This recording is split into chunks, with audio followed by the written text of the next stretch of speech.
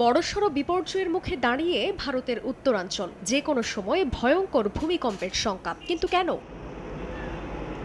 তিব্বত মালভূমির নিচে ভাঙছে ভারতীয় টেকটনিক প্লেট। এটি ক্রমশই ইউরেশিয়ান প্লেটের দিকে ঝুঁকে পড়ছে। এর জেরে প্রতি বছর 2 মিলিমিটার করে মাটি ক্ষয়ে যাচ্ছে, যা শেষ পর্যন্ত দুভাগে ভাগ করে দেবে তিব্বতকে। একই সঙ্গে ভারতীয় টেকটনিক প্লেটটি উত্তরে সরে যাওয়ায় ক্রমাগত ইউরেশিয়ান প্লেটের সঙ্গে ঘর্ষণ হচ্ছে, চাপ তৈরি হচ্ছে হিমালয়ের নিচে, যা একসময় নির্গত হবে প্রলয়ঙ্কারী ভূমিকম্পের মাধ্যমে। রিক্টার স্কেলে ভূমিকম্পের মাত্রা হতে পারে প্রায় 8। এমন বিপদ ঘনিয়ে আসতে যাচ্ছে দেশটিতে, আশঙ্কা গবেষকদের।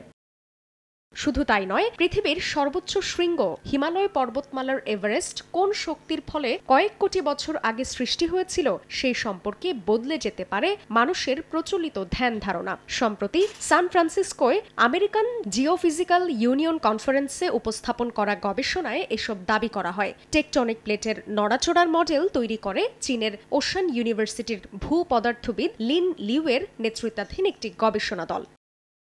এতদিন ভূবিজ্ঞানীরা মনে করতেন ভারতীয় প্লেটটি আন্ডারপ্লেটিং প্রক্রিয়ায় ইউরেশিয়ান প্লেটের নিচে ঢুকে যাচ্ছে, আর নতুন গবেষণায় উঠে আসে ভারতীয় প্লেটের নিচের দিকের অংশ ইউরেশিয়ান প্লেটের নিচে ঢুকে গেলেও তিব্বত এলাকায় এই প্লেটের ওপরের অংশগুলো ক্রমাগত সংঘর্ষের মুখে পড়ছে, আর এতে করে ভারতীয় প্লেটটি বেঁকে যাওয়া ও দুভাগে ভেঙে যাওয়ার মতো ঘটনা ঘটছে। আর এই ক্রমাগত সংঘর্ষের কারণে বিপর্যস্ত হচ্ছে ভারতীয় টেকটনিক প্লেটের ওপরের অংশ। এই প্লেটের ভাঙন এবং বিকৃতির জন্য ভূপৃষ্ঠে কতটা চাপ তৈরি হতে পারে সেই সম্পর্কে কিছু জানানো হয়নি। এছাড়া ভূমিকম্প কবে নাগাদ হতে পারে তা নিয়ে কোনো স্পষ্ট ধারণা দিতে পারছেন না কেউ। তবে ভারতীয় প্লেট এবং ইউরেশিয়ান প্লেটের সীমানা অঞ্চলে ভূমিকম্পের ঝুঁকি কতটা বাড়ছে সেই সম্পর্কে জানতে সহায়ক হবে এই গবেষণা, এমনটাই বলছে ভারতীয় গণমাধ্যম। জান্নাতুল সাদিয়া, সময় সংবাদ।